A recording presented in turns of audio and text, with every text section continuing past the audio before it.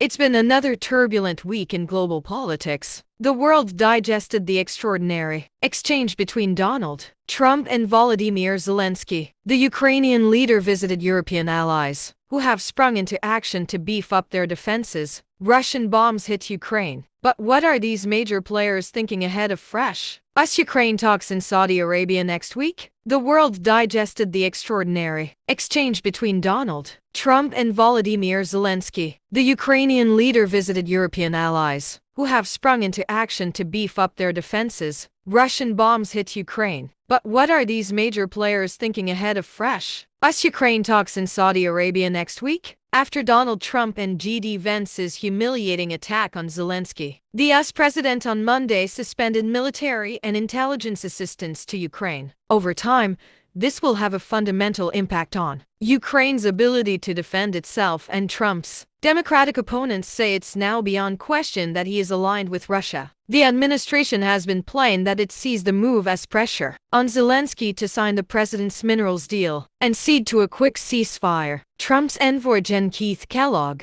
characterized the withdrawal of US military support as like hitting a mule in the face with a plank of wood. You got their attention and it's very significant. And it's then up to them to do what the president wants. After all the arm twisting, the week ends with a more conciliatory tone from some of Trump's top foreign policy team, who will meet with the Ukrainians next week in Saudi Arabia. There was a rare moment of criticism for Moscow by Trump on Friday as he threatened sanctions, even though it is already heavily sanctioned, to try to deter its intensifying bombardment of Ukraine. But other than that, this is an administration that has repeatedly reprimanded its supposed ally but refrained from any such criticism of its adversary until Trump's sanctions threat. This was another week when all the pressure seemed to be on Kyiv, giving Russia little reason to tame its appetite. The suspension of American military aid and intelligence is one of the worst setbacks for Ukraine since the start of the full-scale invasion, and a huge boost to Russia's chances. The deadly attacks across Ukraine which have followed suggest that Moscow is happy to continue with business as usual in the war. It still insists that the original objectives of the special military operation must be achieved and more Ukrainian land captured. It has also rejected efforts by Ukraine supporters to relieve this pressure on Kyiv through a truce or a peacekeeping force. French President Emmanuel Macron's remarks this week that Trump's America may no longer be on our side are music to Russian President Vladimir Putin's ears. 2.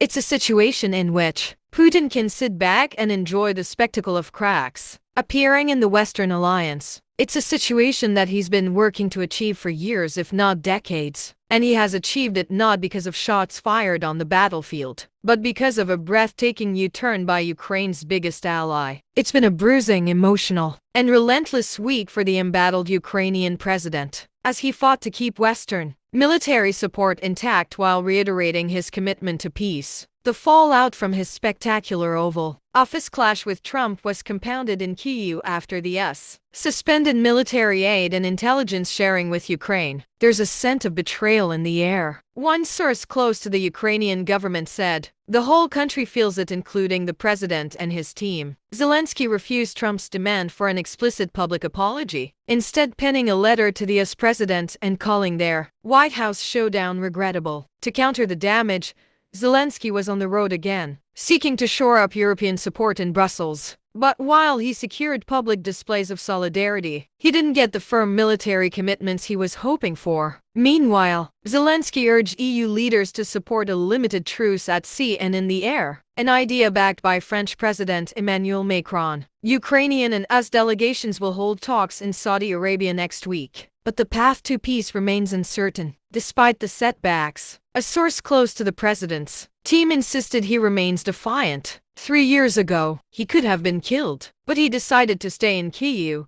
The more pressure he's under, the tougher he gets.